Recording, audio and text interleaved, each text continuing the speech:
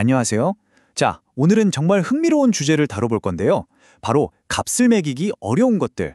경제학 용어로는 비시장제라고 하죠. 이런 것들의 가치를 어떻게 돈으로 환산할 수 있을까? 그 핵심적인 방법론들을 한번 파헤쳐 보겠습니다. 맑은 공기? 아니면 사람의 목숨에 가격표를 붙인다니 이거 정말 이상하게 들리죠? 근데요, 이게 그냥 철학적인 질문이 아니에요. 정책을 만드는 사람들은요, 사실상 매일 이 질문에 답을 내놓아야 하는 상황에 처해 있습니다.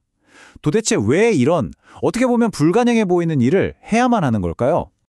자, 그럼 이 흥미로운 경제학 퍼즐을 같이 한번 풀어볼까요? 오늘 우리가 살펴볼 내용들입니다. 네, 첫 번째 주제입니다. 왜 이런 불가능해 보이는 질문에 답해야만 할까? 사실 좀 불편하게 들릴 수도 있어요. 하지만 현실 세계에서 중요한 정책을 결정하려면 이게 정말 꼭 필요합니다. 그 이유가 바로 비용 편익 분석이라는 원칙 때문인데요. 한번 생각해 보세요. 정부가 수조 원을 들여서 어떤 환경 규제를 만들려고 해요. 그럼 당연히 이 돈을 쓸 만한 가치가 있나? 이걸 따져봐야겠죠. 바로 이때 들어가는 비용과 얻게 되는 편익을 같은 저울, 즉 돈이라는 단위로 비교해야 하는 겁니다. 그러다 보니 사람들의 생명을 구한다 같은 아주 중요한 편익도 결국 돈으로 환산해야만 하는 그런 과제에 부딪히게 되는 거죠. 이게 얼마나 중요한 문제인지 이 숫자가 아주 명확하게 보여줍니다. 보세요. 미국 청정대기법으로 얻는 경제적 이익을 싹 다 분석해 봤더니 그중에 무려 80% 이상이 조기 사망률 감소, 즉 사람들의 생명을 구한 것에서 나왔다는 거예요. 이게 뭘 의미하겠어요? 결국 환경정책의 경제적 타당성은 사람 목숨의 가치를 어떻게 평가하느냐에 달려있다는 거죠. 만약 이걸 숫자로 표현하지 못하면 정책이 주는 가장 큰 혜택을 그냥 없는 셈 치게 되는 거나 마찬가지예요. 자, 그럼 이제 본격적으로 이 어려운 퍼즐을 푸는 방법들을 하나씩 살펴볼 텐데요. 첫 번째 방법은 조건부 가치 측정법입니다.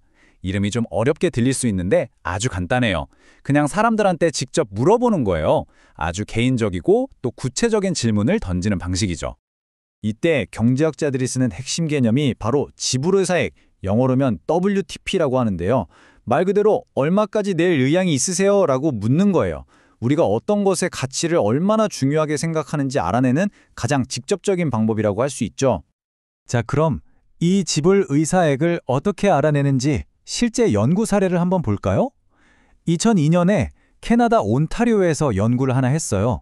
40세에서 75세 사이에 성인 930명에게 아주 구체적인 가상의 상황을 하나 딱 제시한 거죠.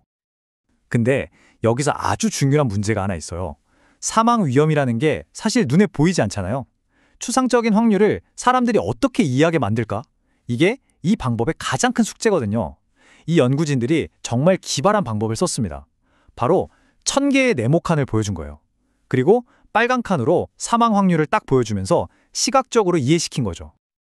자, 과정은 이렇습니다. 아주 체계적이죠. 첫째, 당신의 10년 내 사망 위험은 이 정도입니다 하고 빨간 칸으로 보여줘요. 둘째, 그런데 이 위험을 줄여주는 제품이 있습니다. 빨간 칸 5개를 파란 칸으로 바꿔드릴게요 하고 제안을 하죠. 그리고 마지막, 가장 중요한 세 번째 단계, 이 제품을 위해서 1년에 얼마까지 내시겠어요? 라고 묻는 겁니다. 아주 논리적으로 핵심 질문까지 딱 이끌어가는 거죠. 자, 이렇게 모인 개개인의 지불의사액을 전부 합쳐서 계산한 게 바로 통계적 생명 가치, 즉 VSL입니다. 여기서 정말 중요한 점이 있어요. 이건 절대로 한 사람 목숨값이 얼마다 이런 뜻이 아닙니다. 그게 아니고요.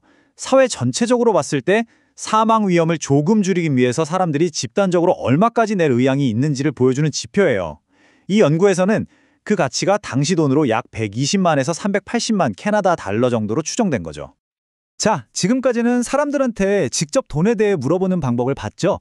이제부터는 완전히 다른 길로 가보겠습니다.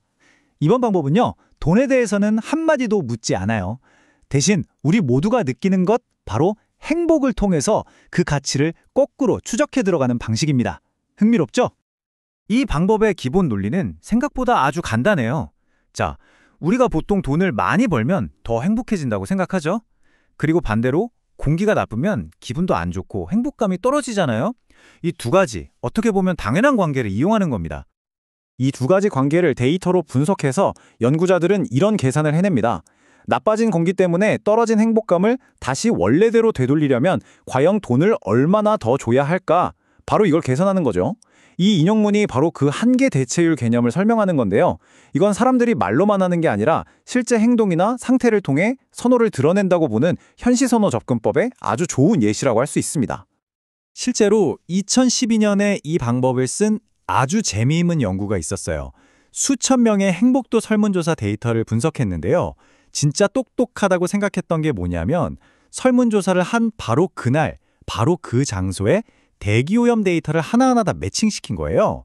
그러니까 같은 동네 살아도 유난히 공기 맑은 날 인터뷰한 사람이랑 미세먼지 자욱한 날 인터뷰한 사람이랑 행복도가 어떻게 다른지를 직접 비교해 볼 수 있었던 거죠. 자, 날씨나 요일 같은 다른 변수들은 싹 다 통제하고 분석했더니 정말 놀라운 결과가 나왔습니다. 공기질이 우리가 체감할 수 있을 정도로 통계적으로는 표준 편차 1만큼 좋아지면요. 사람들이 느끼는 행복감이 하루에 약 35달러, 우리 돈으로 한 4만 원 정도의 소득이 늘어난 것과 맞먹는다는 거예요. 대단하죠? 행복이라는 지표를 통해서 공기질의 가치를 돈으로 환산해낸 겁니다. 자, 그럼 지금까지 살펴본 두 가지 방법, 사람들한테 직접 물어보는 방법이랑 행복도를 분석하는 방법, 이 둘은 과연 어떻게 다르고 또 어떤 결과의 차이를 보일까요? 한번 나란히 놓고 비교해 보겠습니다. 이 표를 보시면 두 방법의 차이가 한눈에 들어오죠. 조건부 가치 측정법은 가상의 상황을 주고 당신이라면 어떻게 하시겠어요? 라고 묻는 진술 선호 방식이에요. 말 그대로 진술에 의존하는 거죠.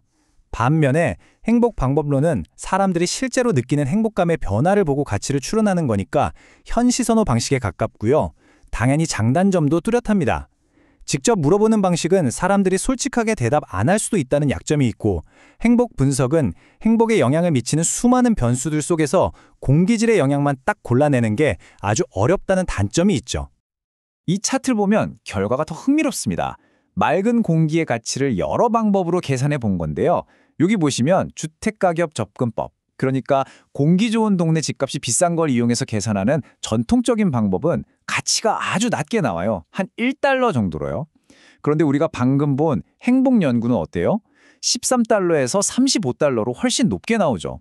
이게 뭘 보여주냐면 우리가 환경의 가치를 그동안 너무 과소평가했을 수도 있다는 점을 시사하는 아주 재미있는 결과라고 할 수 있습니다. 자, 그럼 이 모든 분석을 통해서 우리가 얻을 수 있는 가장 중요한 결론은 뭘까요? 핵심을 정리해 보겠습니다. 가장 중요한 건 이겁니다. 맑은 공기나 사람의 생명에 대한 단 하나의 정답 같은 가격은 없다는 거예요. 오늘 살펴본 여러 방법들은 각자의 장단점을 가진 타당한 가치의 범위를 보여줄 뿐입니다. 그러니까 우리의 목표는 완벽한 가격표를 딱 붙이는 게 아니에요. 그보다는 합리적이고 증거에 기반해서 더 나은 정책 결정을 내릴 수 있는 틀을 만드는 거죠. 그리고 이런 경제적인 도구들이 있어야만 환경보호가 주는 그 엄청난 생명구조의 혜택이 비용 편익 분석에서 0으로 처리되지 않고 제대로 그 가치를 인정받을 수 있게 되는 겁니다. 그래서 마지막으로 여러분께 이 질문을 던지고 싶습니다. 환경에 어떻게 돈으로 가치를 매기냐고 이런 시도 자체를 거부한다면 과연 우리는 환경을 값을 매길 수 없을 만큼 소중하게 여기는 걸까요? 아니면 정책 결정 과정에서 그 가치를 사실상 0으로, 즉 아무 가치 없는 것으로 취급해버리는 결과를 낳는 걸까요? 한번 깊이 생각해 볼 문제인 것 같습니다.